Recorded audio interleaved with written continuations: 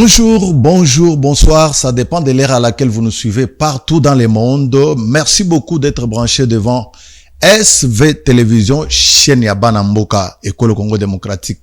Awa tokutani na bino na cadre ya émission Les empreintes de JPL. Et l'inkoloba était Les empreintes ya Jean-Pierre Liaou Eboa. Na poko lelo toko solola mingi penza na bilembo. Toko linga toyeba nini asali, nini asalaka te.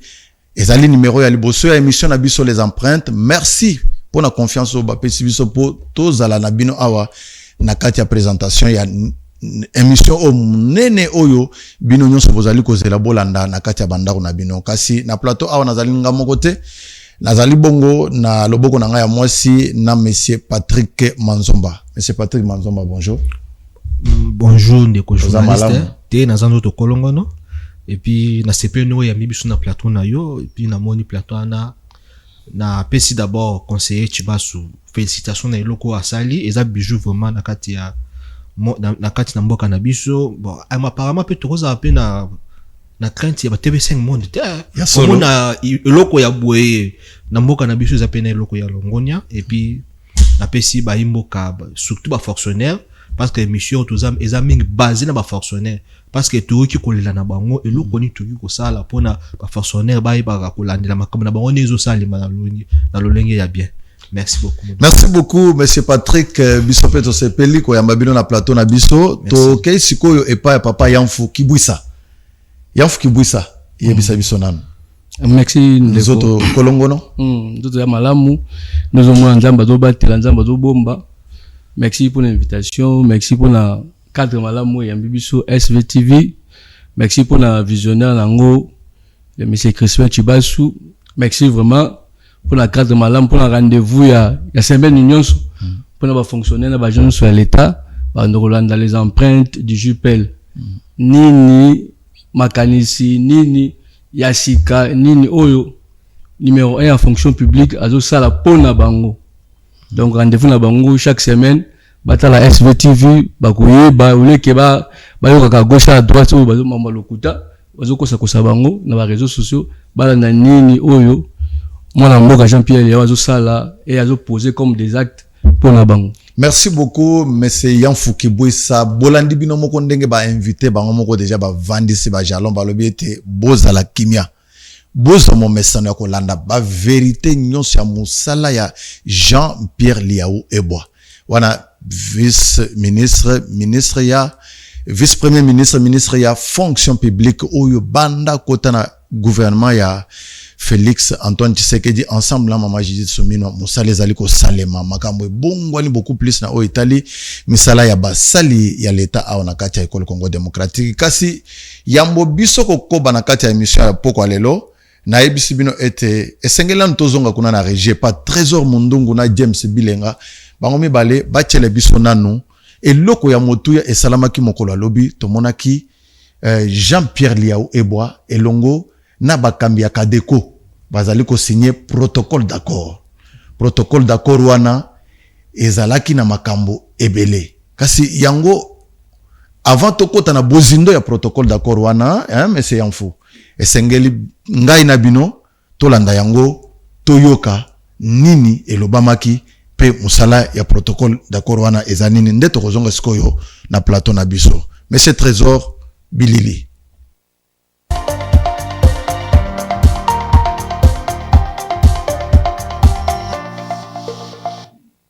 Afin d'assurer la paix de proximité des agents et fonctionnaires de l'État dans les zones rurales non bancarisées, le vice-premier ministre, ministre de la fonction publique Jean-Pierre Liaou et la Caisse générale d'épargne du Congo Cadeco en sigle ont procédé à la signature d'un protocole d'accord visant à résoudre les retards récurrents de paiement dans les milieux enclavés. L'objectif poursuivi est de s'appuyer sur l'implantation historique de la Cadeco à travers le pays pour sécuriser et régulariser les revenus des fonctionnaires du Congo profond. On a un réseau dense et bien implanté. Il fallait une redynamisation, c'est ce qui est en train de se faire maintenant. Avec la paie des fonctionnaires, on sera en mesure de pouvoir l'assurer parce que nous mobilisons les fonds du Trésor à travers tout le pays. Parce que nous sommes partenaires de la DG, de la DGRA, de la DGDA. Donc nous mobilisons pour leur compte des fonds du Trésor à travers tout le coin et recoin du pays. Donc à ce titre, nous serons certainement en mesure de pouvoir assurer la paye des fonctionnaires qui nous seront confiés. Cette collaboration marque la volonté du gouvernement de consolider l'équité sociale en reconnectant ces zones isolées aux services financiers essentiels. Nous sommes très heureux parce que avec ce système tel que nous l'avons connu, redynamisé, et tel que le DG nous a rassuré que le personnel a été formé, il y a eu également le renforcement du point de vue matériel pour que la paix se passe mieux. Nous ne pouvons nous qu'applaudir ça. Nous disons, nous sommes d'accord. Avec la signature de ce protocole d'accord, le gouvernement garantit aux fonctionnaires des zones enclavées une rémunération effective directement.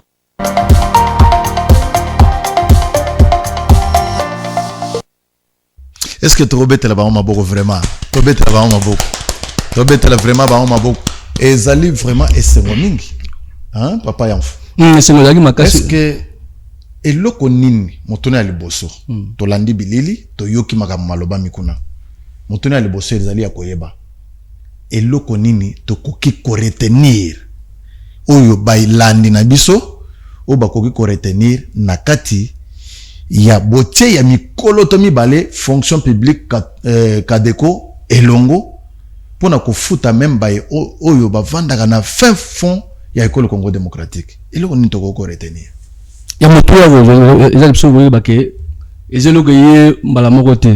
c'était suite à un constat que le VPM Jean-Pierre Liaou Salaki, lorsqu'il est descendu vers Inongo,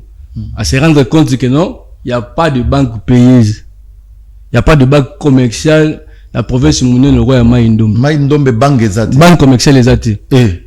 Banque commerciale exacte. Donc il fallait Jean-Pierre Liaou Akita, le VPM, pour qu'on la constat. Donc voilà la méthode de travail. Depuis des années. Depuis des dizaines d'années. Banque commerciale est raté. Il y a un autre masolo ba noyade ba gens ibele l'état ba dinda ba mai disparition ya mbongo na ba comptable ya kala. Oui, parce que ba to ngolonga musika donc za salaire musika. Bon ça même 2 semaines dans là pour que nous luka mbongo asali musala pendant 30 jours et comme ils ont les foot c'est comme il y a ko tambola kanzela mulai pour que nous luka mbongo na ba risque na nzela dinda ba mususu ba dinda ba mususu ba braka bango ba mususu pe mbongo ekena ndenga tilu ba mona mbongo te. Dans mwana mboka Jean-Pierre Liaou quitté sur le terrain asali constant wana. Comment se fait une grande province comme Maïndombe, il n'y a pas de banque payée, il n'y a pas de banque commerciale pour que foute à genre des fonctionnaires de l'État. Suite il y a méthode de travail, méthode de proximité parce que Jean-Pierre Liaou azam muto alinga lix ya bureau na gombete afin dans la bureau te il y a azam muto terrain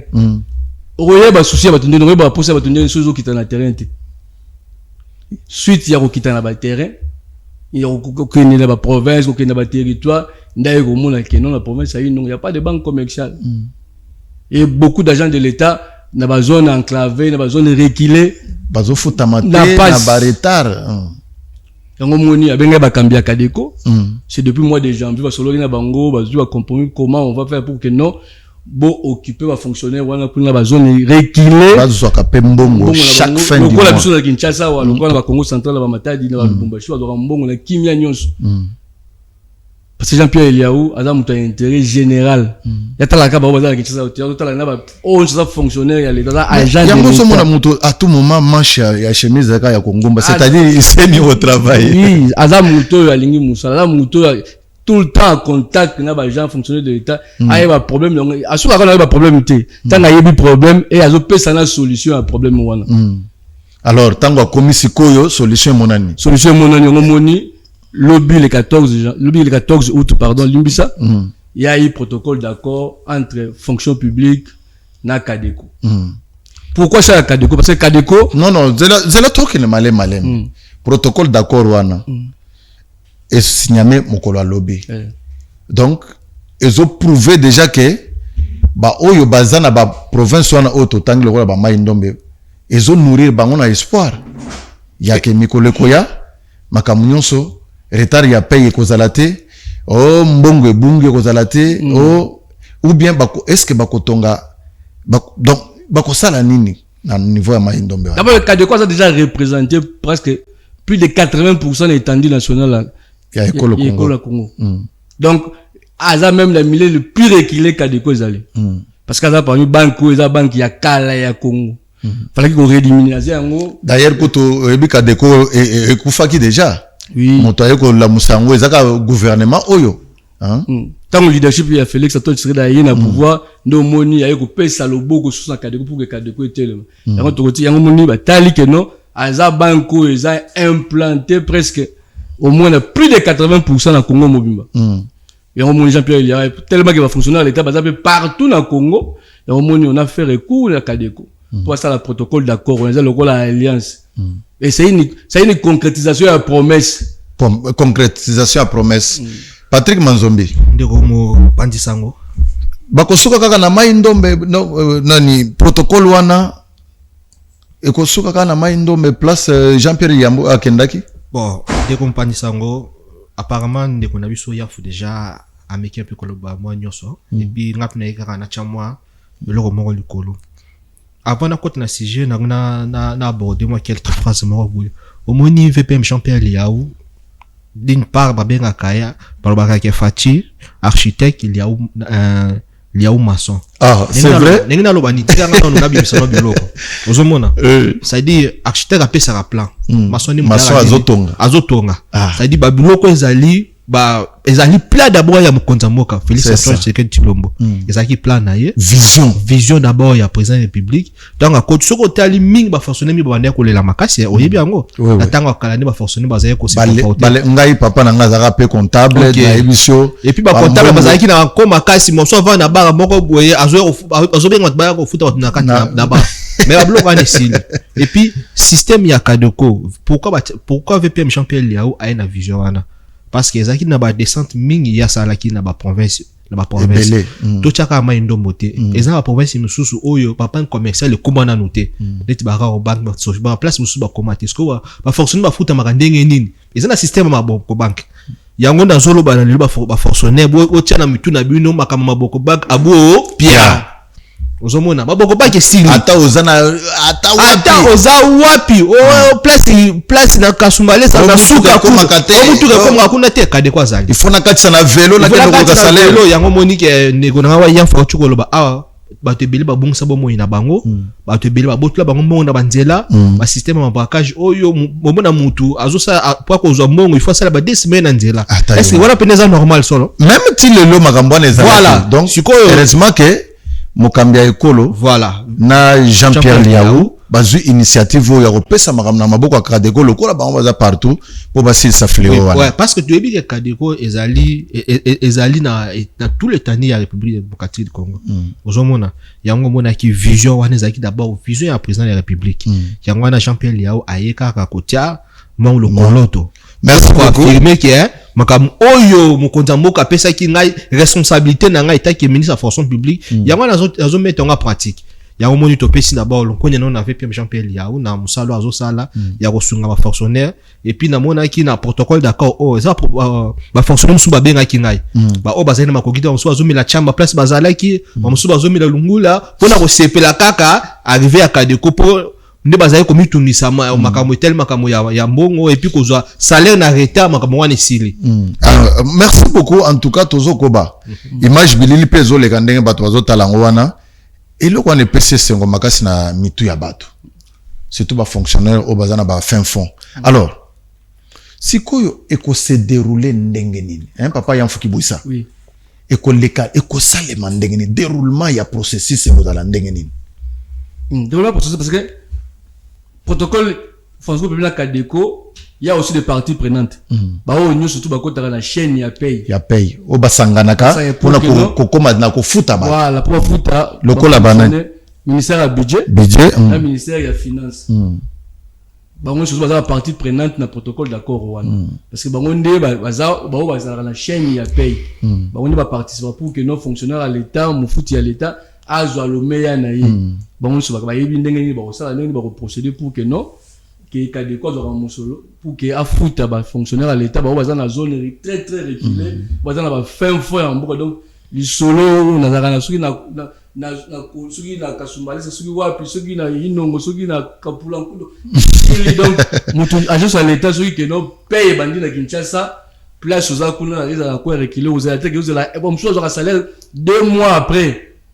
Kinshasa dossier de salaire il y a mois de juillet bon peut-être ba aux attaques salaire il y a mois de mai oui to landaka on a bilili ba to zolela na ba radio ba zolela 3 mois absolument to suite mais aza agent l'état local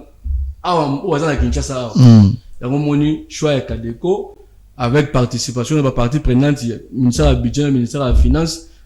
tout assister à la chaîne de paye.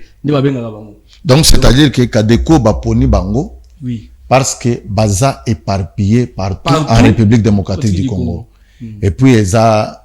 nani et bombelo ya l'état. C'est bombelo ya l'état eza privé parce que bato oyo basala ka beaucoup plus ba mbeba eza ba nini ba banque oyo commercial. Na ebité so basala ka nini nambongo ba fonctionnaire ya l'état. Okomona boye na une chaîne de ya paye basi ba livrer bango déjà mbongo mais au mona ba officiel bazo zela mbongo ezo komate donc ya onde salike bakende na show wana ya Kadeko choix ya Kadeko choix moko très important choix moko très réfléchi na vision mokonza mboka ou na 20 champion na zo tambusa fonction publique ba poni Kadeko pour que non makelele ya bajan ya suka mboka esila na pays donc tant que ça zo futama bandu na zo futama comment ça zo futama katanga zo futama bango nyoso bazana milieu très reculé wana ba territoire reculé na ba territoire reculé bazoka ya bango lo meya nzela moko na baninga yango moni ba boki misu na Kadeko et Kadeko aussi ba redynamiser yango ba pesi yango makasi wana ba pesi ba moyen pour que non azalaka na même diapason na même niveau na ba banque commerciale surtout na Kinshasa wa na ba grande ville ya Congo. Est-ce que nani Kadeko ndenge basali confiance bien que ezala ya l'état est-ce que Kadeko est vraiment crédible? Merci Mopanzi Sango. Et puis ceux qui tori toujours na sima ba banque oyo futra ba papa na biso na tango kalezaka Kadeko je crois ba banque commerciale comme et la ko botama na ba fleo ya ba 2000 nzomona deti ba banque ya na ba tembe ba ekiti nyo soto na ba banque mo énorme Kadeko ezala ki banque auto ba ki nzaki crédible depuis kala nzomona ndeko Mopanzi Sango ceux qui ba sali réflexion que pourquoi pas ba pona ni ba poni Kadeko parce que na chaîne ya déroulement wana tant tout le monde a présence ya ministre de finance ministre du budget tout le monde déjà trio wana déjà sommet à l'état ça déjà sommet à l'état uzomona et puis basali déjà ba étude oyo approfondi pour ba filmer que paye ko lekana na lolenge oyo esenemi parce que na ba banque commerciale ata ba jam susu o bazo futa ba commercial mais pe ba lelaka na ba magwimo ko rozala aba manyamu nyamu oui c'est mais ça je ne pense pas que uzomona bango bazo tia milongo na ba banque commerciale awa neti ba enseignant okuta bien que za banque mais banque ngo mbongo komi ko bima connexion eza bien te c'est ça le problème au moins mutu ay paye na tongo mais ti mutu pe ba futiete je crois Kadeko eza ba ki eza crédible oyo tine to botam tine to za boto kali sango moko te amabe o Kadeko esala ki bo o détournement moko esala ki mwanya munyo moko bo Kadeko ezali banque mo crédible et puis to yebi makambo ko lekama na ndenge moko ya calme parce que vu que VPM Jean-Pierre Liao azali wana et puis vision nae d'abord vision mokonza mboka yango moni ba ministre wana ba sangani pona ba mettre en pratique et kozala loko ya essayer pona ba fonctionnaire ya l'état ndeko Patrick tant que ozotala bilili ozomona pena Jean-Pierre Liao na directeur ya Kadeko bazo changer beaucoup wana voilà mais sourire aux lèvres est-ce que eza message mo ba transmettre mais eza déjà message mo très fort ya relation pena ke makamo tunde basali boeke c'est-à-dire et ko kenena ndenge mo ya kimia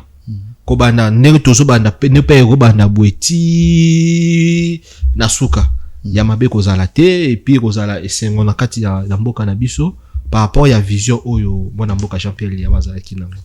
donc elinko lobake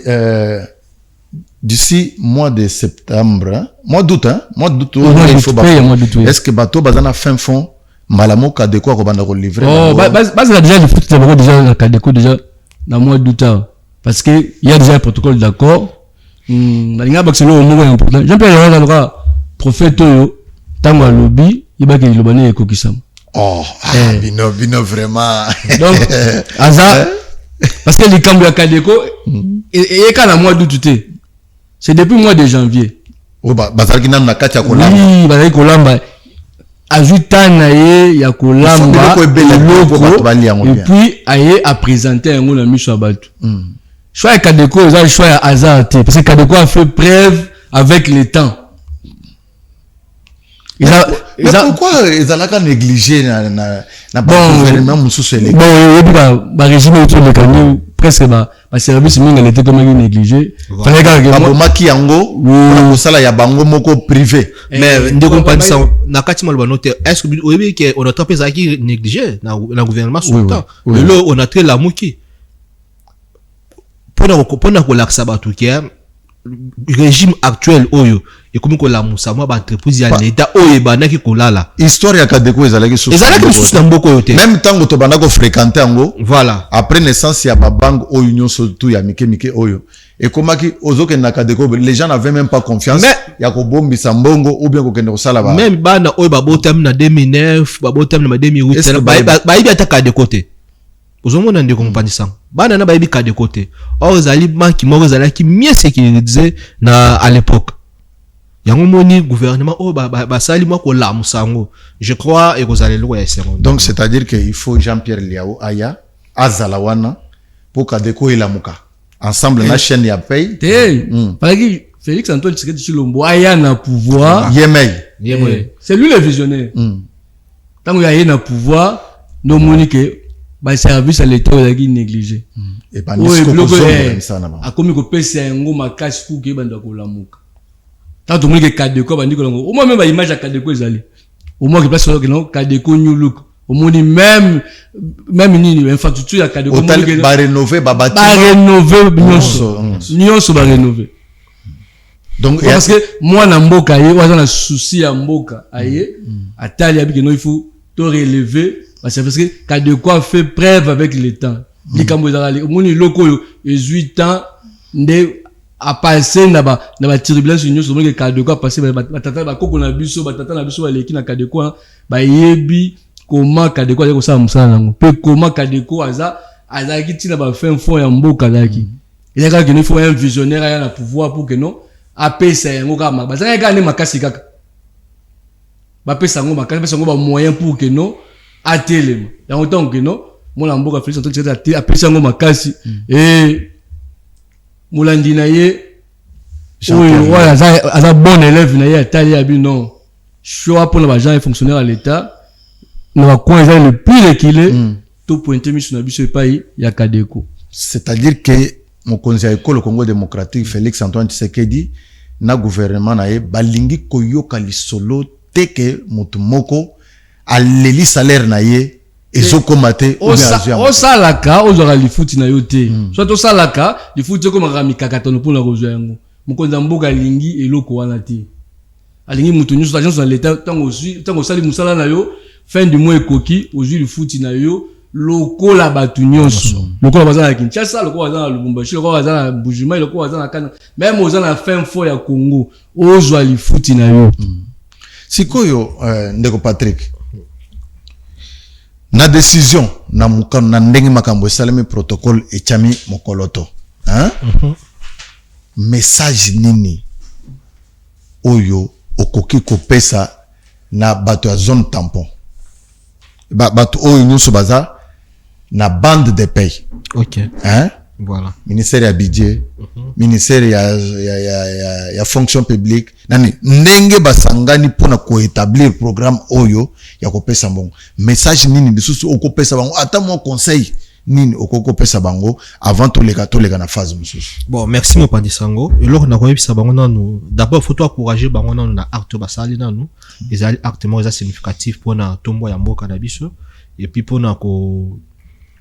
sunga ba fonctionnaire ba to bazali ko sala o bazali ki na ba minimum reculé bazali ki na makoki te ya ko zo salaire na bango régulier et puis message to rôle ba ke bon to moni lelo accord o esignamé ezali longonya na biso mais ezala mise en pratique et ça les to ebi ke budget zali wana finance zali na fonction publique zali wana par respecter ba engagement na bango vu que ba fonction déjà ba moni déjà idée bo sali oyo pas oyo bo sali oyo ezali pomboke kene liboso et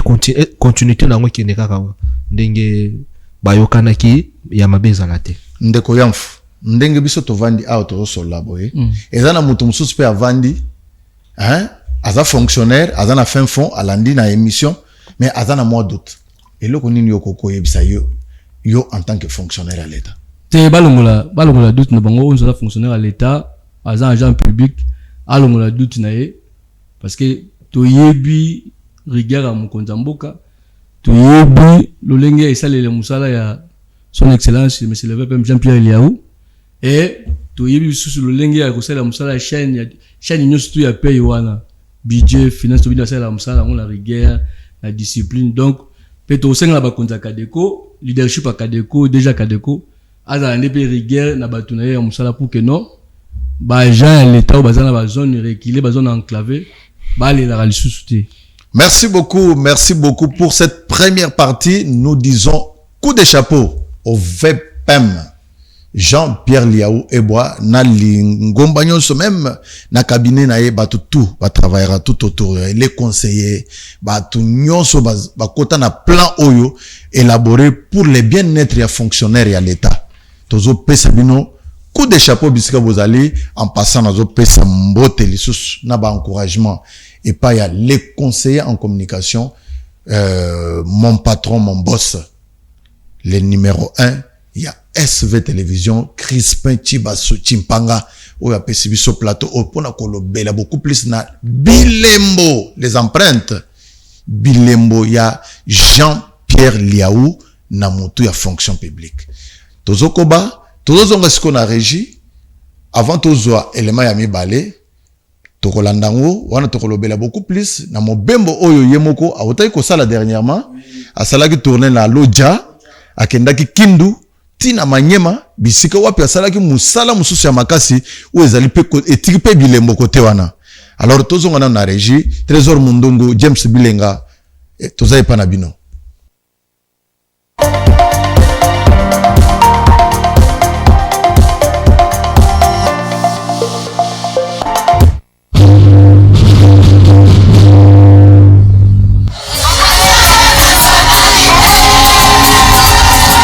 Faisons suite aux instructions du chef de l'État Félix Antoine Tshisekedi Tshilombo, le vice-premier ministre, ministre de la fonction publique Jean-Pierre Liaou a entamé une seconde étape de son itinérance administrative. Parti de Kinshasa, la capitale, le vice-premier ministre est arrivé le mardi 4 août dans l'agglomération de Lodja, dans la province du Sankuru.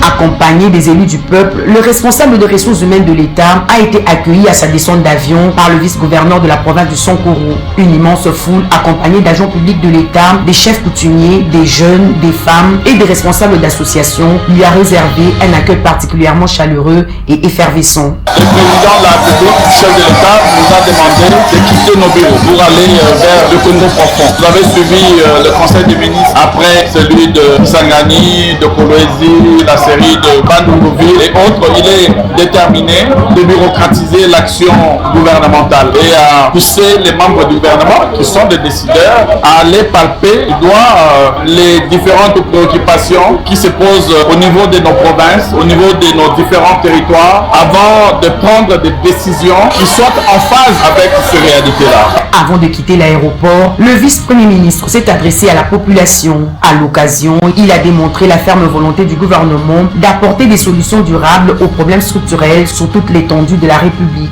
Sans transition, le VPM Jean-Pierre Liaou s'est rendu dans la salle polyvalente de l'hôtel Sun Palace pour sensibiliser les fonctionnaires et les enseignants sur les avancées des réformes en cours, notamment la maîtrise des effectifs et l'assainissement du fichier des fonctionnaires de l'État, la numérisation des services publics, ainsi que les nouveaux régimes de sécurité sociale gérés par la SENSAP. À cela s'ajoute l'amélioration progressive des conditions sociales des fonctionnaires. Nous avons le devoir de réparer le passé afin de mieux préparer l'avenir. Nous avons le devoir de tourner le dos à des antivaleurs et des pratiques qui nous ont mis en difficulté. Jamais vous n'entendrez parler de la signature des arrêtés chez moi qui soient des arrêtés de complaisance avec des agents qui n'ont pas de postes certains à aller occuper. Jamais. On peut venir le reprocher, mais on prend beaucoup de temps pour régulariser, notamment la situation de NUI. Pourquoi? Parce que lorsque je m'adresse à un secrétaire général, que je veux enfin régulariser la situation de fonctionnaires de Sankourou pour telle administration, la liste arrive, de bonne foi, je signe l'arrêté et je me rends compte très vite qu'il ne s'agit pas des agents du Sankourou, mais il s'agit des gens qui vivent à Kinshasa, mais qui peuvent être originaires du Sankourou. Alors ça doit s'arrêter. Voilà pourquoi on doit changer la façon de faire. Voilà pourquoi on doit renverser la pyramide.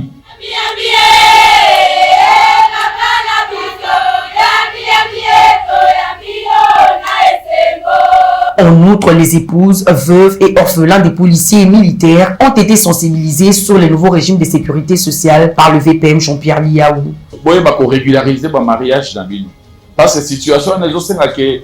ozala mwasi oyo ayebani na leta. Mingi bozali kaka papa yaka tofanda tobota bana.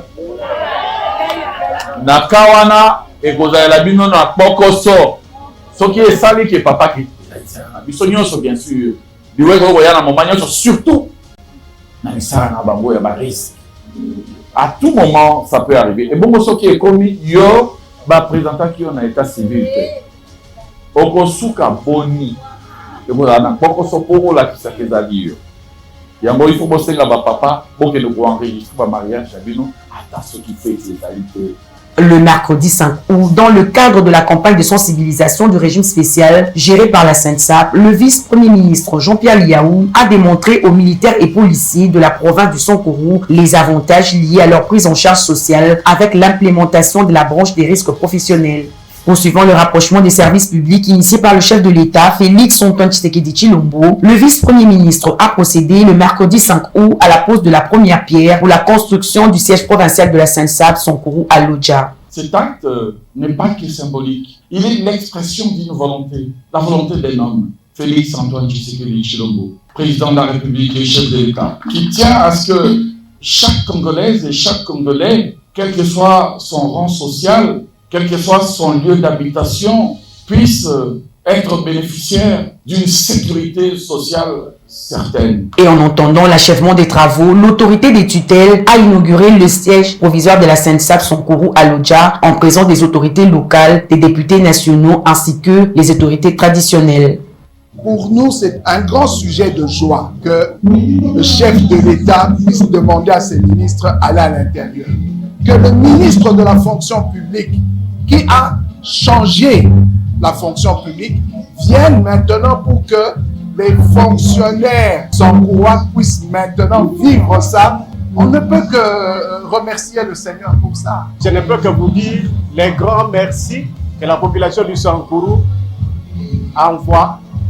très particulièrement à l'endroit de son Excellence, Monsieur le Président de la République, Félix Antoine Tshisekedi Tshilombo, à l'ensemble du gouvernement, et plus particulièrement à son Excellence, Monsieur le Vice-Premier ministre, ministre de la Fonction publique. Toujours à l'écoute, à Lodja, le vice-premier ministre a organisé les audiences en rendez-vous dénommées Face à Face Farafara. À l'occasion, le VPM Jean-Pierre Liaou a prêté une oreille attentive aux préoccupations des fonctionnaires pour des solutions durables. À Lodja, le vice-premier ministre s'est rendu à l'hôpital général pour échanger avec les médecins et le personnel médical qui lui ont soumis leurs desiderata. Séance tenante, les préoccupations présentées ont été prises à bras-le-corps par le vice-premier ministre pour des solutions idoines. Avant de quitter Lodja, le vice-premier ministre s'est rendu au siège de son parti politique UDPS. Face aux combattants introduits par le député national élu du Sankourou,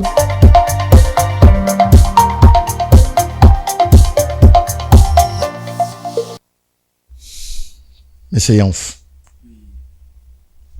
Voyage Moulaï, Lodja,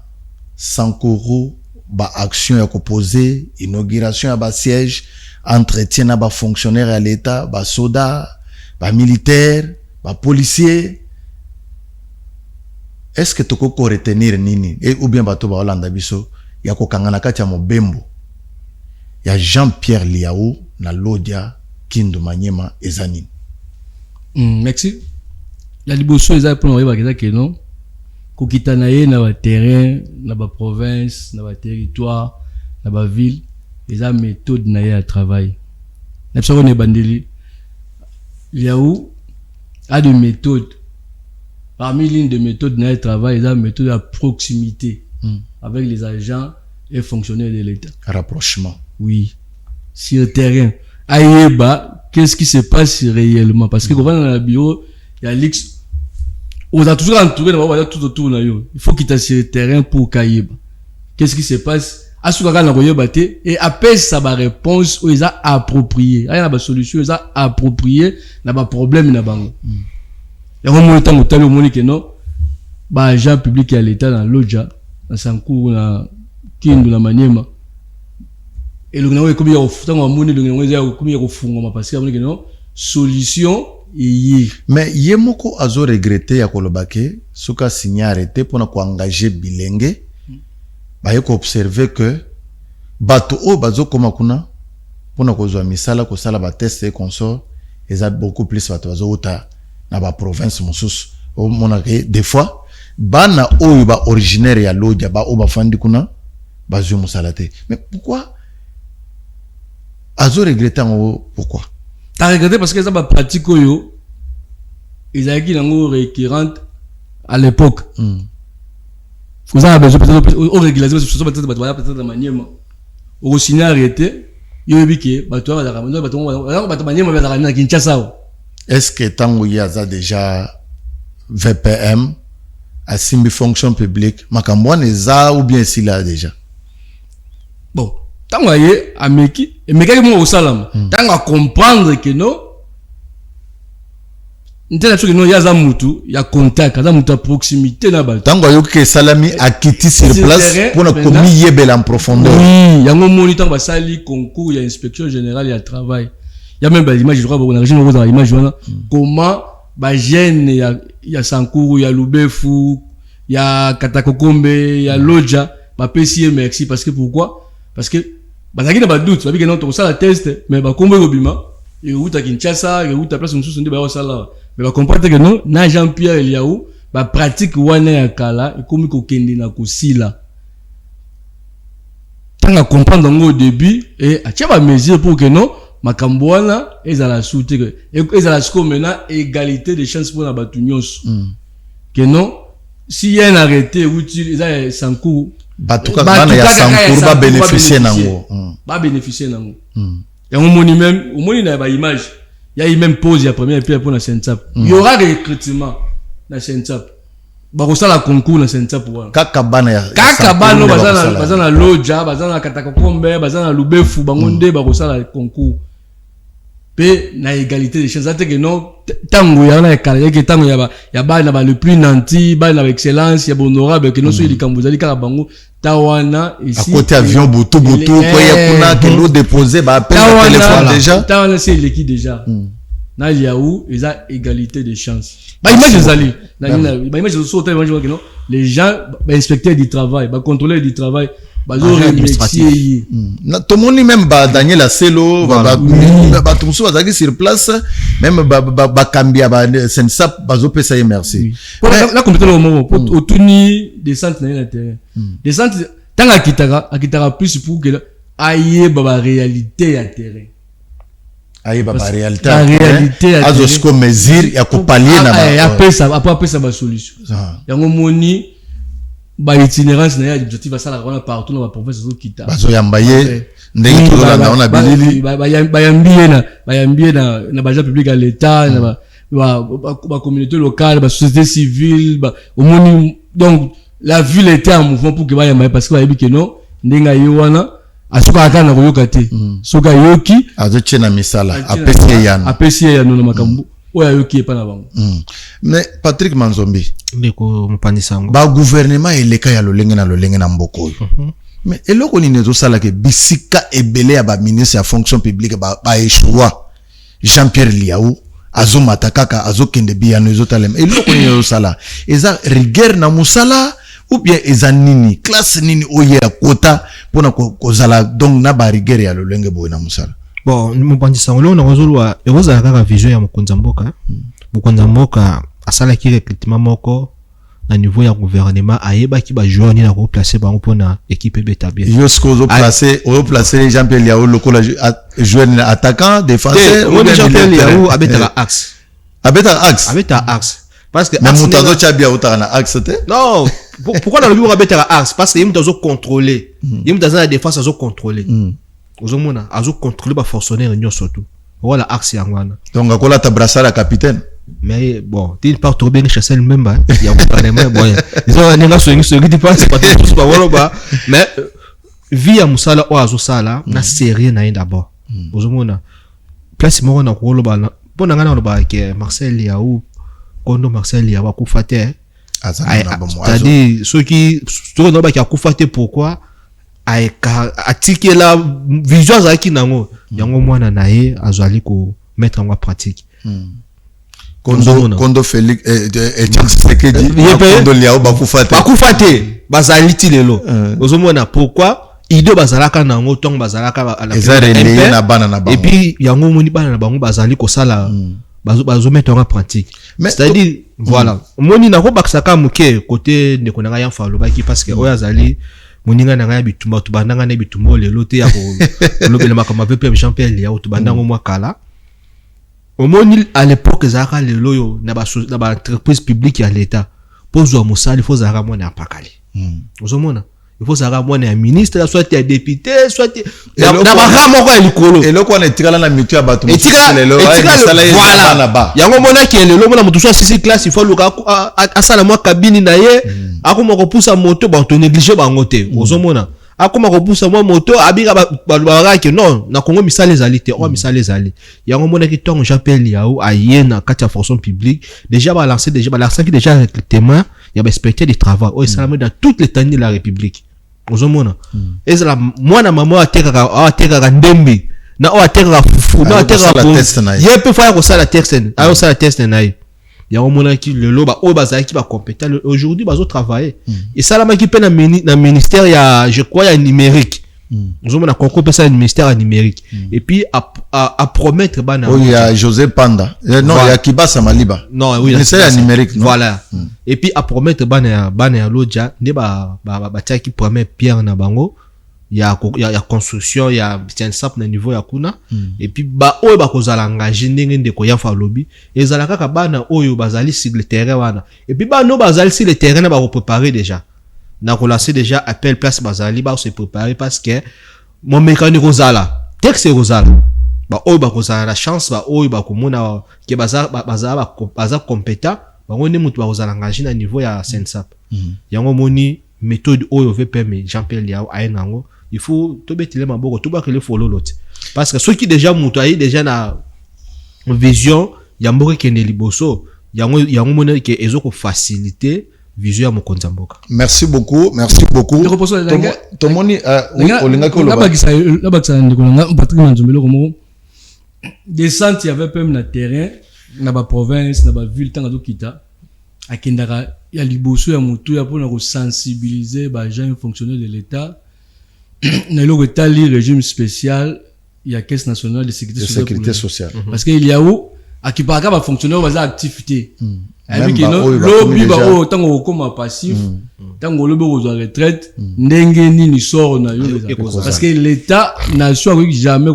ko boaka bato basaleli musala pendant un temps lobby tango ozasuna makasi osala musala te boutique indenge na eloko lobby wana ngana za na enseignant moko o na yebi o azwa pena $15,000 pour na kokende na retraite c'est seulement cette année na début kaka ya année oyo donc retraite ezaka na ba 2000 na ba ministre mususu $2,000 ba pesa na congélateur mais Liao aye a changé makambo bato comme okende na retraite avec assurance ndeko prosper lelo bato bakoma ko bunda pour na okende retraite azosenga ngo ya kosenga azosenga retraite yemoko na nko sous Liao lelo bato bakoma ko senga retraite ngasa bato bele ba komelanga en privé papa moi ça te que non na ça demande ya retraite bato bango moko bazo ko senga retraite sous Liao parce que Liao a la justice sociale ayena méthode de travail à justice sociale et qui donc justice sociale pas na Liao ezali Liao aye pour que non o sali musala tango za makasi tango lobo za sous makasi te l'état continue toujours kozwa yo en charge yango tanga kitaka na terrain na itinérance na yo na akenda pour sensibiliser. Si le régime spécial il y a caisse nationale sécurité sociale au Sentap akenda rappel pour la que ça musala pour la identification ya ba gens de l'état. Parce que jamais ko kambaba tout oyebi nombre oyebi bangote oyebi nombre effectif na bangote ya mo itam souvent dans la kita ko mona azo remettre annuaire oya pesa kina mokambia ekolo ko pour que non chaque agent na territoire azali na ville azali ayeba ça agent l'état yeba que non na agent de l'état l'état yeba que non na telle ville na tel coin na za na ba agent na ngai autant malgré que non ni identification ça conduit toujours parce que il y a encore quoi musuno ba ina identifier dans le consultant à kendara musa sala ngwana à part ça à kendara pour l'opérationnalisation il y a Sentap pour que Sentap et la automoni même na Maniema a inauguré que siège ya Sentap na Lodja partout a inauguré le Sentap ça au moins na 22 villes na Congo na kati ya ekolo Congo oui ça la kati oui grâce à vision mukonza mboka oui, ça matérialisé par Jean-Pierre. Mais Tozo que presque na suka. N'engena ya ka côté ya fois. Est-ce que à l'époque il y a que Sensap et ça na nini ils avaient la ville province à Kinshasa. Ils avaient la ville province. Ils avaient un siège dans la fonction publique et puis agence d'abord ils avaient côté à Wuleri. Oui. Ils avaient comme mwanda kumura muke mais le lota Sensap dans la bâtiment, dans la bâtiment. Voilà, t'as le bâtiment là moyen limité. Donc et puis tu conseilles sous bâtiment mususu je crois ils en a nini na ngalema. Ils en a ngalema na érosion. Voilà. Ah wana érosion. Agence d'abord mususu wana. Ça dit wana ngomba ki évolution ya makambo. To chitena na moi aspect moko ya muke. On a yoki na maloba ya mokonzi azoyebisa bato ke ba policier na ba militaire ke bo légaliser mabala na bino po boza la reconnu na mikanda l'état ke boza bo mwasi na mobali bolingo vanda kaka na kiyaka to vanda mais asa la curiosité bo ndenge ni quand on quitte ce terrain wala numéro 1 à fonction publique à sensibiliser ba veuve ya ba policier na ba militaire parce que les camarades ce qui est le mobile soit inapte soit à sous bon moïté parce que les voisins inévitable pour la moutonner surtout les gens disaient la moutonner surtout ce qui lobby mobile policier moko à sous bon moïté même militaire moi sous bon moïté moi si naïe va bien un endroit faut qu'il y a bénéficier mais l'état a contrat oyo kaka za nini oyo ya yebi donc oyo l'état balisa ya moni va pas jamais azo senga na ba maman et ba femme policière na militaire pour que tant ben on dans ba moyi ba que ne régulariser ma bala parce que l'obé ça que non à l'état bo qui biso pour que l'état a reconnaître oh ya yebi so yebi que non au balaté a occupé au akoye bayote soit a occupé ka bana o batika ya moni azo senga na bango ba régulariser ba mabala na bango pour que non lobby ils a la problème té na Sentap on a na Sentap pour que non prise en charge dans ni moi ration garantie to zakana oh ba kiba ngati ba bengani ngazo singa habité faut ala en ordre déjà. Donc merci beaucoup ndeko Kibwisa tozo kina ko shitena na point wana ya légalisation ya mabala yo zana ba tumususo yebiti lelo baza ba policier baza ba militaire mais mabala na bango za ka ya ka tovanda parce que na bakan na ba ebele au mona bavandi bo babota kaka mais ko kende ko luka mukanda officiel ya ke babalana izarate conseil ni repesa bango avant to komana shit ya bon conseil na repesa bango yango moni ya fortune ba risque na ngwezali soki lelo moko nzaba bengi moko siko aucun na sensam ko réclamer nini o bénéficier pe na ni na sensam parce que qui perdant voilà ce qu'on a la document moko authentique oh l'état ayebi bino a pesa bino ke bobala ni wana ko sana ba avantage ya molonga ni nayo o atika kiyo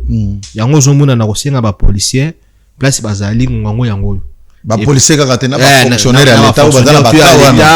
na ba militaire to ba militaire bango tout en général ngango yango il faut bozala en ordre pour le lo ceux qui le lonza mabengi bino et puis c'est ça ayeba ko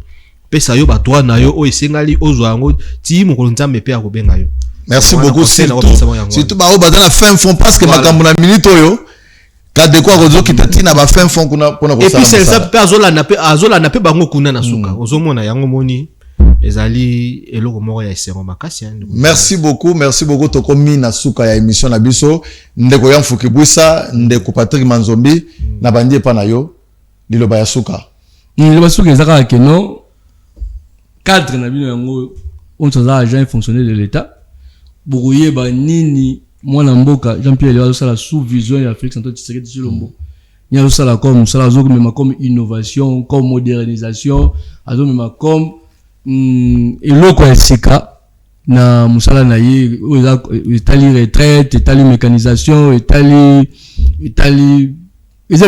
numérisation ya fonction publique donc eza ebele donc cadre ya ngoyo chaque semaine tozali awa pour que notre yeb sabino nini ya sika mwana mboka Jean-Pierre Liao azosala donc rendez-vous ils ont mis déjà. Merci beaucoup Patrick Manzombi. Merci beaucoup mon père. 30 secondes. Et merci beaucoup mon père Sangona. Émission kitoko oyo tiko leka auto sur sala awa et puis na ko lancer cri d'alarme la forçonnière nyo surtout au bazali ozali neti na ko bango ndeti ezati temple na bino ya koyeba ba information na bino oyo mwana mboka Jean-Pierre Liao alinya sala oyo asali ozo popaye ko sala et puis ceux qui bomoni ki bozali na makamu ya koloba soit d'information ya réformer bino ya réformer biso ba difficulté bozana ngo na place bozali to koyeba ndenge ni ya kubalancer na hiérarchie ni zalaka. Et puis pour la clôturer na repesa moi quelqu'un salutation mutumoko kaka toleka je crois na rosali place ya Azali VP Jean-Pierre Liao et Bwaka Lokola et puis na moni le sous le directeur de cabinet Bienvenue Majolo merci na oyo sali na bo sanité DGA Maître Gabin kala la niveau ya Sensab bon ceux qui peut n'atteindre comme on a été zaneti que na ça ingrat conseiller Chibasu na yinga na zobenge neti ibenge na biso continue na binenga azali ko pesa ba formation ya communication ningo zokiele merci na ba Kongoma nyoso tout merci na bino. Merci beaucoup ezalaki émission na bino les empreintes de Jean-Pierre Liao bandeko balandi ya SV Télévision bozwango lokola mo mesano chaque semaine to bana kolega pona ko pesa la bino selon activité vice-premier ministre ministre ya fonction publique azali ko sala awa na kati ya école Congo démocratique mobimba to pesi merci na DG Crispin Chibasu Chimpanga o apesali biso confiance ya kozalaka liboso na bino na kati ya émission oyo les empreintes ya Jean-Pierre Liao Bilembo eza émission Bilembo tokozanga te ko pesa merci na rédaction mobimba ya SV Télévision ko bana madame la Redi tokozanga te ko pesa merci na ba technicien nyonso o bazali na sima caméra na kati ya régie pona ko komisa biso liboso na bino wana tomoni bongo ndeko Trésor Mundungu topesi James Bilenga bango nyonso merci ebele pona mosala bozali ko sala tosuki a pona mokolo lelo biso na bino rendez-vous la semaine prochaine botika malamu na banda kuna bino.